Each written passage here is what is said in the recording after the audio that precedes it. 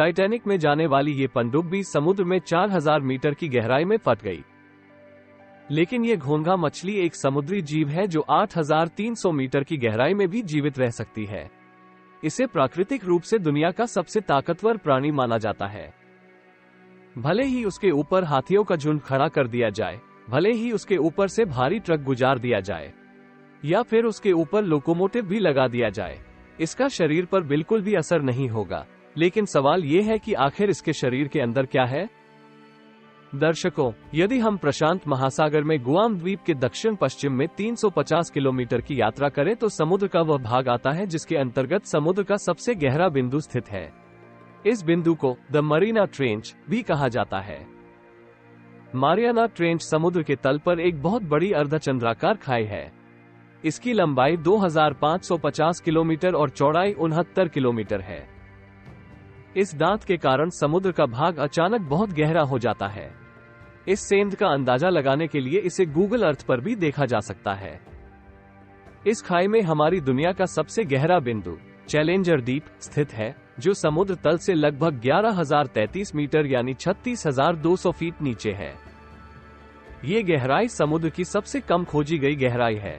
इसे hadal zone भी कहा जाता है। इसका नाम ग्रीक अंडरवर्ल्ड डॉन हेड्स के नाम पर रखा गया था।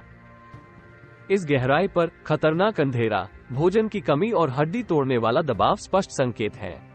यहाँ प्राणियों का जीवित रहना लगभग असंभव है। पहले तो ये भी माना जाता था कि इंसान कभी भी हेडल जोन तक नहीं पहुंच पाएंगे, लेकिन 19वीं सदी में एक ऐसी घटना घटी जिसने इस अवधारणा को हमेशा के लिए बदल दिया। 1875 में HMS चैलेंजर नाम का जहाज महासागर में मौजूद था। इसमें उस समय के समुद्री खोजकर्ता समुद्र के सबसे गहरे बिंदु को खोजने के लिए निकले थे। एक निश्चित स्थान पर पहुंचने पर उन्होंने रस्सी पर एक वजन लटका दिया और मांग जारी रखी। ये देखा गया कि रस्सी बहुत सभ्य बनी हुई है, लेकिन सबसे गहरे बिंदु तक अभी तक नहीं पहुंचा जा सका है। ऐसा पहले कभी नहीं हुआ था कि उनकी रस्सी समुद्र की तलहटी में पहुंचने से पहले ही खत्म हो गई हो। इस खबर ने दुनिया भर के समुद्री खोजकर्ताओं को स्तब्ध कर दिया। ये जानते हुए कि मैरिनन खाई महासागर का सबसे गहरा बिंदु था, पर्याप्त नहीं था। इस बिंदु तक पहुंचने के लिए कई प्रयास किए गए, लेकिन ये गहराई किसी को भी इसके करीब नहीं जाने देती थी। 1960 में चैलेंजर द्वीप की खोज के 85 साल बाद मीट ने इतनी दूर तक जाने का साहस किया। जैक्स किकार्ड और नेवी लेफ्टिनेंट डॉन वॉल्श, उन्होंने ये कारनामा सबमरीन नाम ट्रिस्टे के नाम से किया। उनकी 5 घंटे की यात्रा अनेक चुनौती देने वालों से भरी हुई थी। 5 घंटे सिर्फ नीचे जाने के लिए और बाकी 5 घंटे ऊपर आने के लिए। इस गहराई पर पानी का दबाव समुद्र तल से लगभग 1000 गुना अधिक है। अपनी यात्रा के दौरान पनडुब्बी की खिड़की टूट गई, जिसके कारण वे चैलेंजर द्वीप पर केवल 20 मिनट ही बिता सके और फिर उन्हें वापस ऊपर आना पड़ा। दरअसल उन्होंने उस समय बहुत ही कम समय बिताया था, लेकिन वहां उन्होंने जो देखा उसने वैज्ञानिक समुदाय को अंदर तक झकझोर कर रख दिया।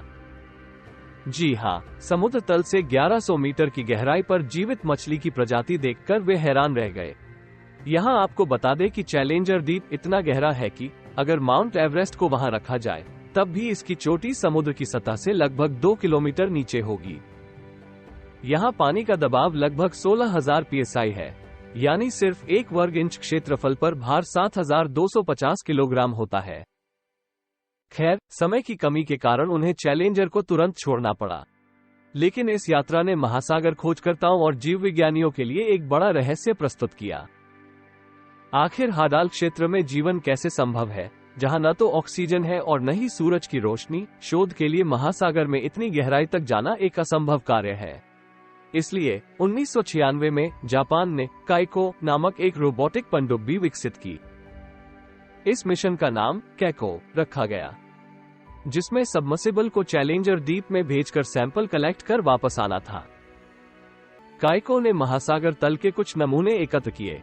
जब उनका परीक्षण किया गया तो उन्होंने पाया कि महासागर की तली अजीब जीवाणुओं से भरी हुई थी।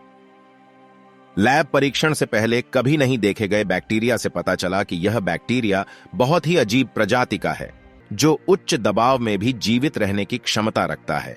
सामान्यतः भूमि पर पौधे प्रकाश संश्लेषण के माध्यम से ऊर्जा उत्पन्न करते हैं। इसका मतलब सूरज की रोशनी, पानी और कार्बन डाइऑक्साइड से है। लेकिन यदि समुद्र की गहराई में जीवन संभव है तो वह इन जीवाणुओं के कारण ही संभव है।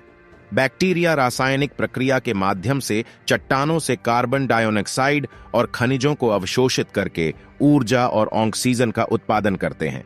इस प्रक्रिया को रसायन संश्लेषण कहा जाता है। यह देखा गया कि इन जीवाणुओं द्वारा यह ऊर्जा इस गहरे समुद्र में अन्य प्राणियों के लिए मुख्य ऊर्जा स्रोतों की ओर ले जाती है। यह सबूत यह साबित करने के लिए पर्याप्त था कि हेडल जोन में जीवन वास्तव में संभव है। मारियाना ट्रेंच आश्चर्यजनक रूप से सबसे गहराई में रहने वाली मछलियों का घर भी रहा है, जो घोंघा मछली है। क्योंकि यह हेडल जोन में रहता है, इसे हेडल स्नेलफिश के रूप में भी जाना जाता है। 12 इंच तक लंबी और 3 इंच मोटी होती है। यह विश्वास करना कठिन है कि इस मछली को अपने शरीर पर कितना तनाव सहना पड़ता है।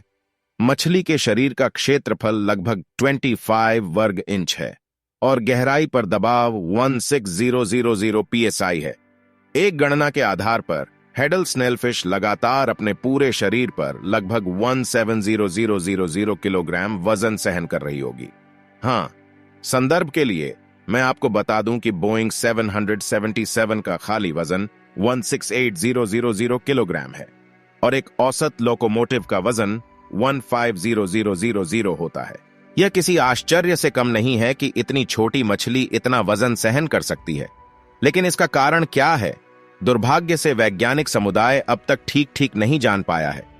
दरअसल वहां जाकर रिसर्च करना संभव नहीं है और अगर यह घोंघा मछली या अन्य गहरे समुद्र के जीव समुद्र से बाहर लाए जाते हैं, दबाव के अभाव में वे फट जाते हैं। कुछ वैज्ञानिक शोधों से पता चला है कि सतह के पास रहने वाली मछलियों के अंदर तैरने वाला ब्लेडर होता है। यह तैरने वाला मूत्राशय हवा से भरा होता है, जो गहराई तक जाने से रोकता है। लेकिन गहरे समुद्र में रहने वाले जीवों के पास यह तैरने वाला मूत्राशय नहीं होता है और यही कारण है कि वे आसानी से गहराई में जा सकते हैं। इसके अलावा हाल की खोजों से पता चला है कि सभी समुद्री जीवों के अंदर पीजोलिथ्स नामक एक कार्बनिक अणु होता है। यह अणु झिल्ली और प्रोटीन को कुचलने से बचाता है। वैज्ञानिकों को घोंघा मछली के अंदर काफी मात्रा में पीजोलाइट्स मिले हैं, लेकिन यह अभी तक ज्ञात नहीं है कि ये पीजोलाइट्स अंततः प्रोटीन और झिल्लियों को कुचलने से कैसे बचाते हैं। यह तो तभी पता चलेगा जब कोई ऐसी तकनीक ईजाद हो जाए जो चैलेंजर की गहराई तक जाकर जिंदा मछली पर रिसर्च कर सके। मुझे उम्मीद है कि नॉलेज बॉय का यह वीडियो आपको पसंद आएगा और शेयर भी करेंगे। आपकी दयालु टिप्पणियों के लिए बहुत बहुत धन्यवाद। अगले अद्भुत वीडियो में मिलते हैं।